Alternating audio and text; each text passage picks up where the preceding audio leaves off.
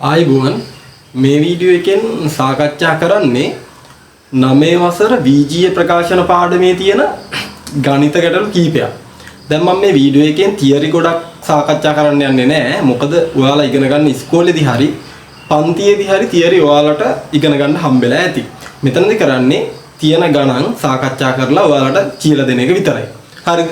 දැන් අපි වීඩියෝ එක බැලුවොත් එහෙම මෙතන තියෙනවා පහත දැක්වෙන එක් VGA ප්‍රකාශනය සාධකවල ගුණිතයක් ලෙස ලියා දක්වන්න කියලා තියෙනවා. ඒ කියන්නේ මේ දීලා තියෙන VGA ප්‍රකාශනය සාධකවල ගුණිතයක් විදිහට ලියන්න කියලා තමයි තියෙන්නේ. එතකොට VGA ප්‍රකාශනයක සාධක කියන්නේ මොනවද? VGA ප්‍රකාශනයක සාධක කියලා කියන්නේ ඒ VGA ප්‍රකාශනය නිර්මාණය වෙලා තියෙන්නේ කොහොමද කියලා අපි පෙන්වන එක.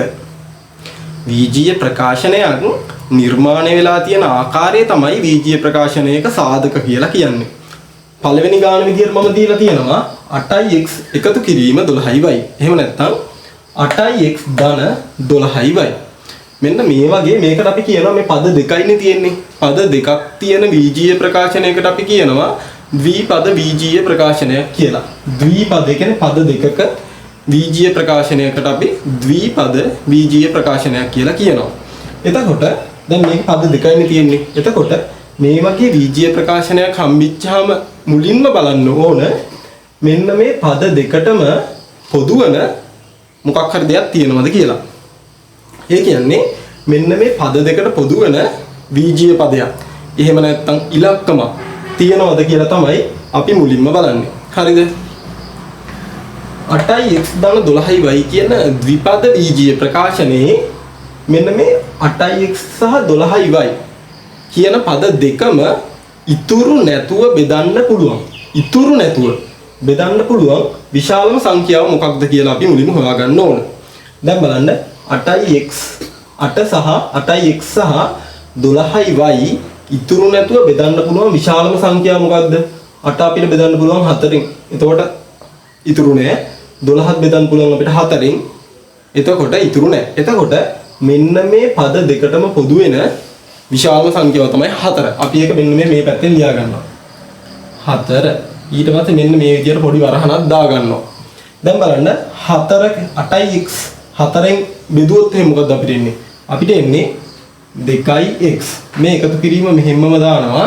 ඊට පස්සේ 12y 4න් බෙදුවොත් අපිට කීයද එන්නේ? එතකොට එන්නේ 3y. දැන් බලන්න මෙන්න මේක තමයි උත්තරේ. එතකොට මෙන්න මේ ද්විපද VGA ප්‍රකාශනය සාධක දෙක ගුණිතයක් විදිහට ලියපුවම අපිට එන්නේ 4 වරක් 2x ධන 3y. එතකොට මෙන්න මේ විදිහට තමයි මෙන්න මේ VGA ප්‍රකාශනය සාධක දෙක ගුණිතයක් විදිහට. එතකොට අපි මුලින්ම සාකච්ඡා කරේ පද දෙකක් සහිත VGA ප්‍රකාශනයක සාධක හොයන්නේ කොහොමද කියලා. දැන් අපි බලමු මෙන්න මේ වගේ පද තුනක් සහිත VGA ප්‍රකාශනයක සාධක හොයන්නේ කොහොමද කියලා. මේකත් සාමාන්‍ය විදිහටමයි කරන්නේ. මුලින්ම බලන්න මේ පද තුනම ඉතුරු නැතුව බෙදන්න පුළුවන් විශාලම ඉලක්කම මොකක්ද කියලා. එතකොට අපි ඊට දැන් මේ තියෙන 4 ගුණාකාරනේ තියෙන්නේ කියන්නේ අපිට පුළුවන් 4න් මෙන්න මේ පද තුනම ඉතුරු නැතුව බෙදන්න. එහෙමනම් පොදු පදේ වෙන්නේ මොකද්ද? 4. අපි ඒක මුලින්ම එළියට ගන්නවා. මෙන්න 4. ඊට පොඩි වරහණක් දාගන්න. ඊට පස්සේ 12a 4න් බෙදපුවම මොකද වෙන්නේ? උත්තරේ 3a. ඊට පස්සේ 8b 4න් බෙදපුවම මොකක්ද දෙන්නේ? 2b. එකතු කිරීම 4 4න් බෙදපුවම මොකක්ද දෙන්නේ? 1යි. එතකොට 4 වරක් 3යි ඍණ 2යි b ධන 1. දැන් බලන්න මේකේ පොදු සාධක මොනවද තියෙනවද කියලා. මේකේ පොදු සාධක මුකුත් නැහැ. එතකොට අපිට මේ වරහන ඇතුලේ තියෙන එක තව දුරටත් සුළු කරන්න බෑ. ඒකින්ද 12යි ඍණ 8යි b ධන 4 කියන VGA ප්‍රකාශනයේ සාධක තමයි 4 වරක් 3යි ඍණ 2යි b ධන 1. එතකොට මේකට උත්තරේ මෙන්න මේක. එතකොට දැන් අපි ගණන් දෙකක් හැදුවා. එහෙමනම් මේ වීඩියෝ එකෙන් සාකච්ඡා කරන අන්තිම ගානත් අපි බලමු. ඒක තමයි AB ධන AC. මේකත් ඇවිල්ලා ද්විපද VGA ප්‍රකාශනයක්. හරි. බලන්න මෙන්න මේ පද දෙකටම පොදු වෙන මොකක් හරි දෙයක් තියෙනවද කියලා. මෙන්න මෙයාගේ A තියෙනවා. මෙන්න මෙයාගේ A තියෙනවා. එතකොට A පද දෙකටම පොදු වෙන්නේ මොකද්ද? A කියන VGA පදය. එහෙමනම් අපි A මෙන්න මේ විදියට පිටතට ගන්නවා. හරිද? ඊට පස්සේ සුපුරුදු පරිදි මේ විදියට වරහන දානවා.